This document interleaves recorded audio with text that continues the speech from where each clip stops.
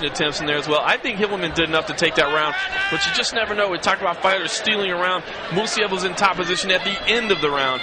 Maybe that's what judges remember the most. Maybe he took the round. Look at that chest hair. Nice inside leg kick. Unbelievable.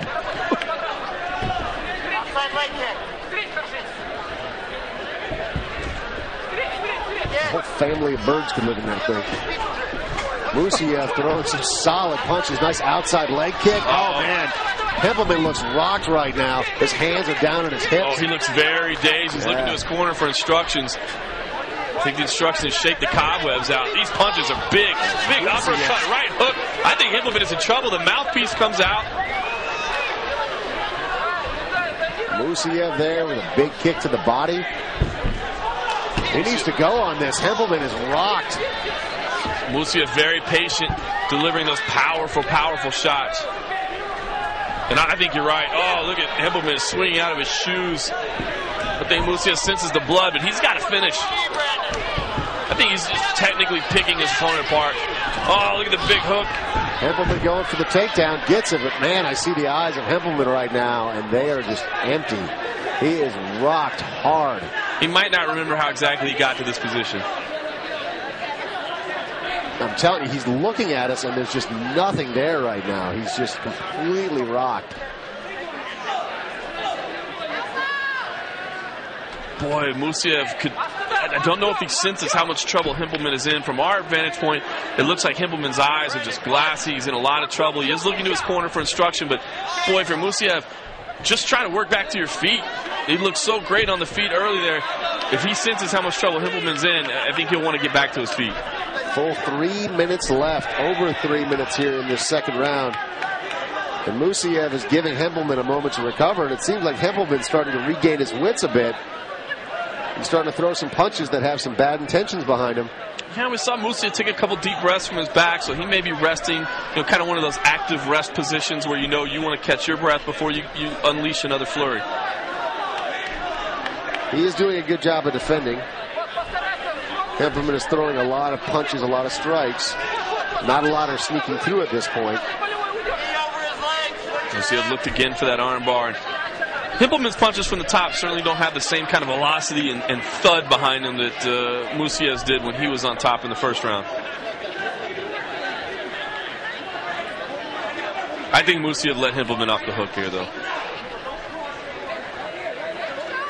We'll see if it ends up costing him, but I think Hempelman was in a lot of trouble early in that round.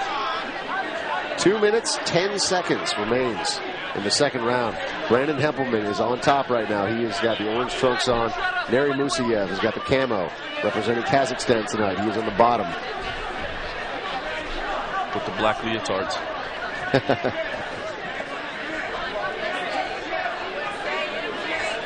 And we've seen this before in this fight, in a fight earlier tonight. The judges pay a lot of attention to top position.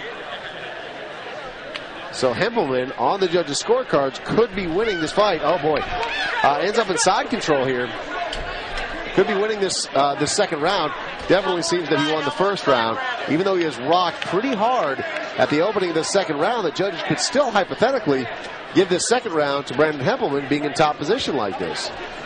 And again, especially when it's at the latter stages of the round, it's just human nature. You remember the last thing that you see.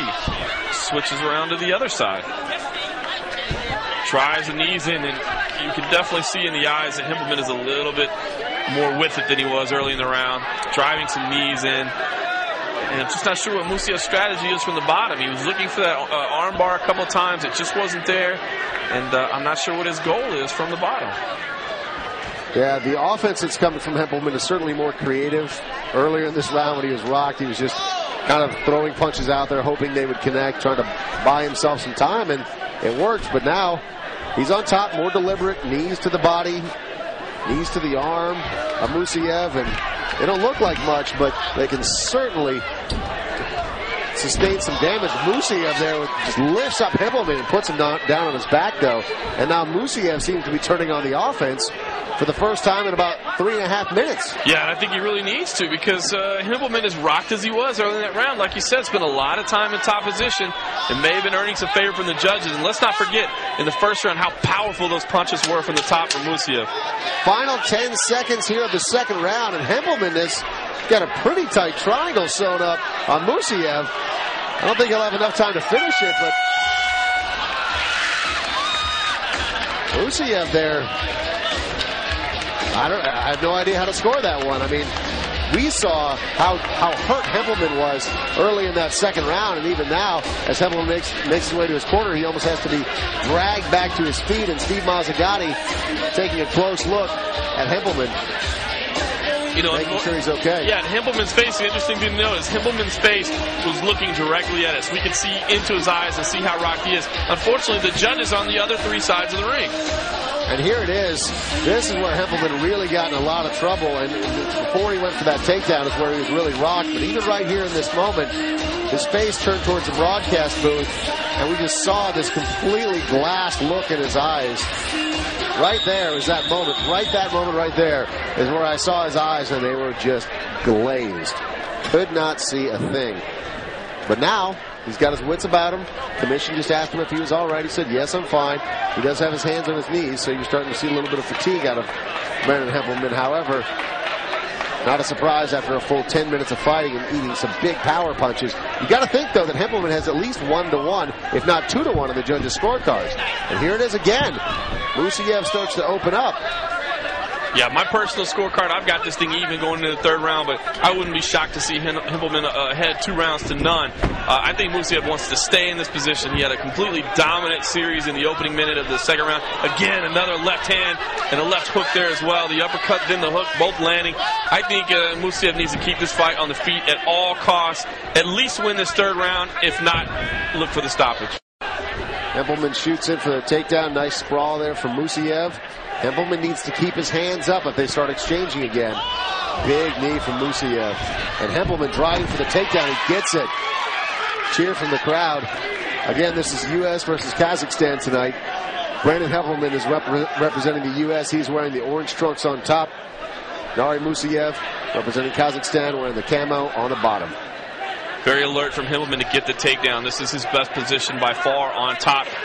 We've seen the Kazakhstani fighters struggle a little bit from the bottom. Maybe not necessarily the creativity with the jiu-jitsu. Maybe perhaps not necessarily, quite as many options in their toolbox as far as where to go from here. We've seen Mussaiev spin for a couple of arm bars, but never really fully committed to them.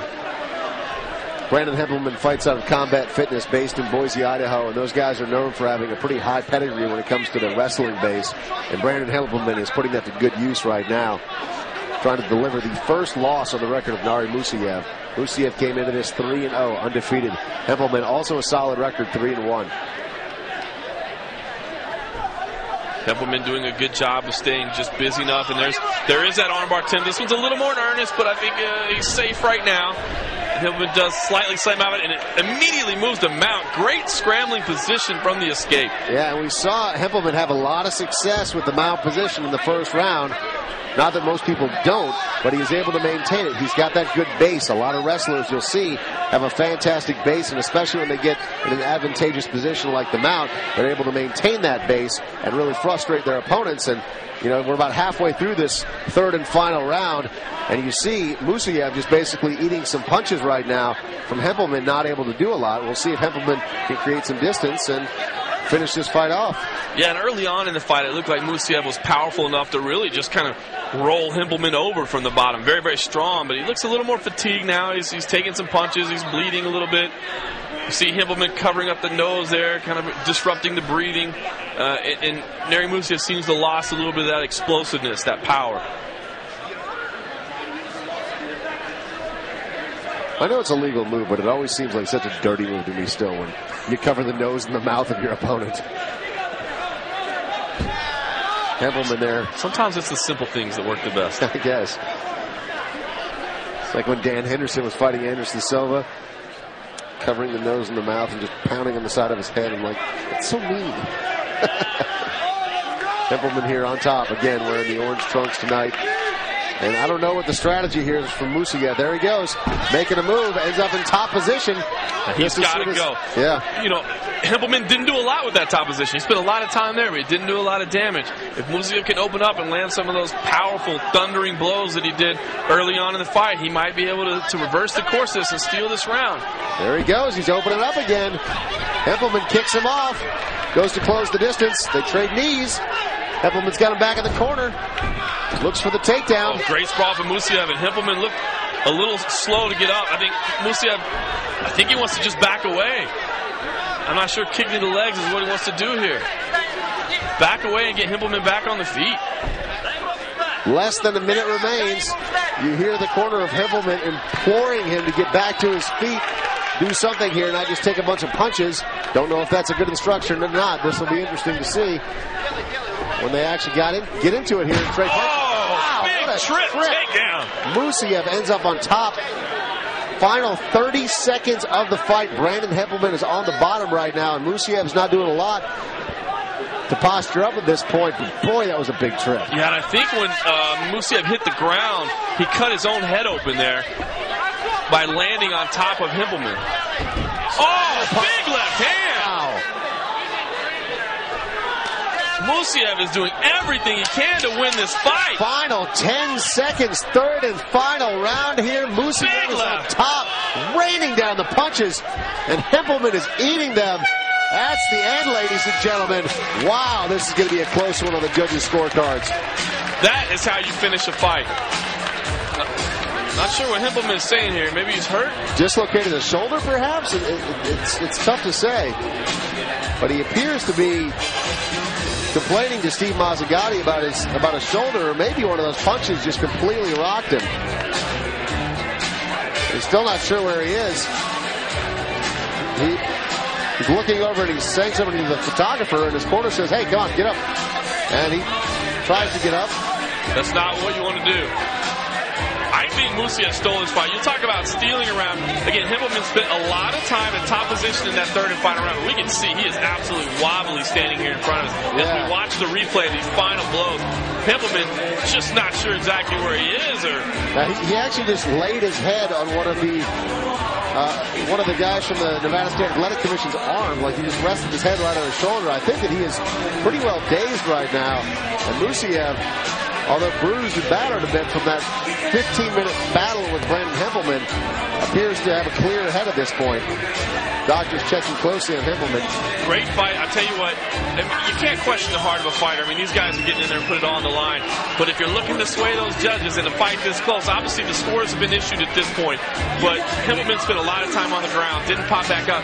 You know, I know it seems trite sometimes to tell guys to get up and raise your hands and walk around. It seems kind of silly, but I don't know. I think when it's a really, really close thing, and the judges have to issue their decision very, very quickly. But man, that first split second when you see a guy pop up versus a guy laying down on the ground, I think Moussiev did what it took to take this fight. I got Moussiev ahead 29-28, taking rounds 2 and 3 on my own personal scorecard. But man, this fight was very, very close, and I can see this going either way. And interesting, you already see Moussiev taking the pictures with the ringside photographers as if he's won this fight. A thumbs up with his corner and angling that towards the photographer, so he seems fairly confident that he's won this. Could be really close, though. As we mentioned earlier, the judges seem to really be in love with top position, and when it comes to the actual amount of time that the opponent spent in top position, Himpelman was on top for longer in those rounds. So we'll see whether or not the judges see it for Brandon Himpelman or Nari Moussiev, and we'll do it right now here at MMA Explosion at the joint of the Hard Rock Hotel and Casino. It's time for the official decision from the judges.